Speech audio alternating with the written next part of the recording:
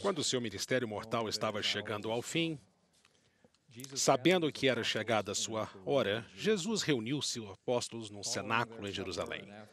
Depois da ceia, após ter lavado os pés dos discípulos e ter-lhes ensinado, Jesus proferiu uma sublime oração intercessória em favor daqueles apóstolos e de todos os que acreditassem nele. Ele suplicou ao Pai, dizendo: Eu não rogo somente por estes, mas também por aqueles que pela sua palavra hão de crer em mim, para que todos sejam um, como tu, ó Pai, o és em mim e eu em ti. Que também eles sejam um em nós, para que o mundo creia que tu me enviaste. E eu dei-lhes a glória que a mim me destes, para que sejam um, como nós somos um.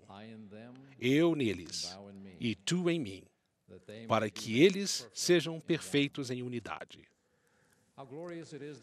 É glorioso refletir que fomos convidados para essa perfeita unidade que existe entre o Pai e o Filho. Como isso pode acontecer? Ao ponderarmos essa questão, fica claro que precisamos começar fazendo com que individualmente nos tornemos um. Somos seres de carne e espírito, de modo que muitas vezes nos sentimos fora de harmonia ou em conflito.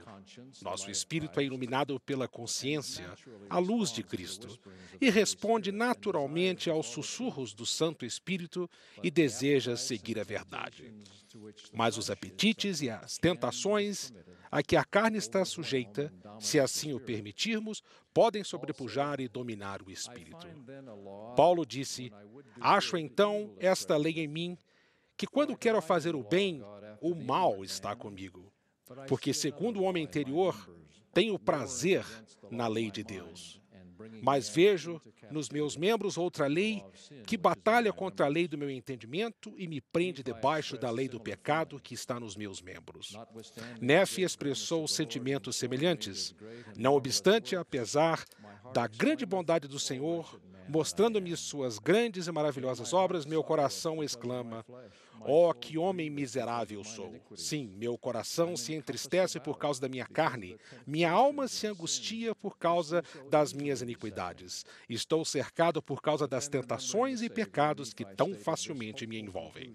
Mas então, lembrando do Salvador, Nefe chegou a esta vigorosa conclusão: Não obstante, sei em quem confiei. O que ele quis dizer com isso? Jesus também era um ser de carne e espírito, mas não cedeu às tentações. Podemos sempre voltar-nos a ele ao buscarmos unidade e paz interior, porque ele compreende nossa luta e também como podemos vencê-la. Como disse Paulo, não temos um sumo sacerdote que não possa compadecer-se de nossas fraquezas. Porém, um que, como nós, em tudo foi tentado, mas sem pecado. Mais importante ainda, podemos contar com ele para ajudar a restaurar a unidade interior de nossa alma, se tivermos cedido ao pecado e destruído nossa paz.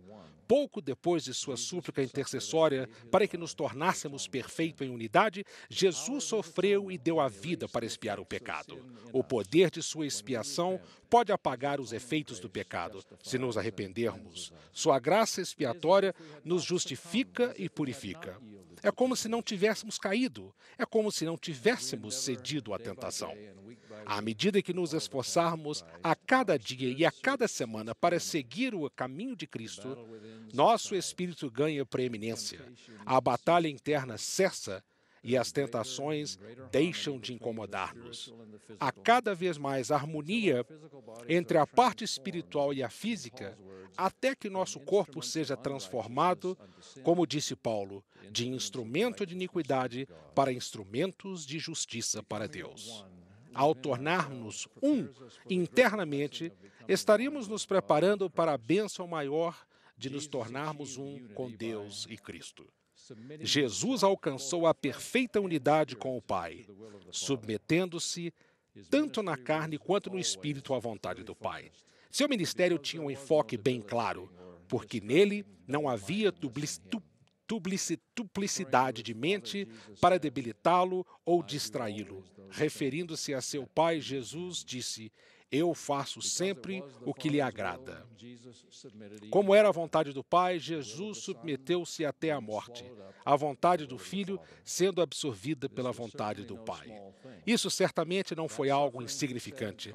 Aquele sofrimento, disse ele, fez com que eu, Deus, o mais grandioso de todos, tremesse de dor e sangrasse por todos os poros, e sofresse tanto no corpo como no espírito, e desejasse não ter de beber a amarga taça e recuar. Todavia, glória seja para o Pai. Eu bebi e terminei meus preparativos para os filhos dos homens. Essas declarações revelam que o maior desejo do Salvador era glorificar o Pai. O Pai está no Filho, no sentido de que a glória do Pai e a vontade do Pai são a ocupação integral do Filho. Durante a última ceia com seus apóstolos, o Salvador disse: Eu sou a videira verdadeira, e meu Pai é o lavrador. Toda vara em mim que não dá fruto, atira, e limpa toda aquela que dá fruto, para que dê mais fruto.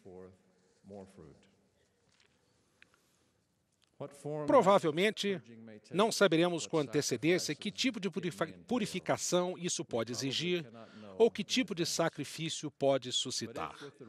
Mas se tivermos de perguntar, tal como o jovem rico, que me falta ainda? A resposta do Salvador será a mesma: segue-me. Seja meu discípulo, tal como sou discípulo do Pai. Torne-se como uma criança, submisso, manso, humilde, paciente, cheio de amor, disposto a submeter-se a tudo quanto o Senhor achar que lhe deve infligir, assim como uma criança se submete a seu pai.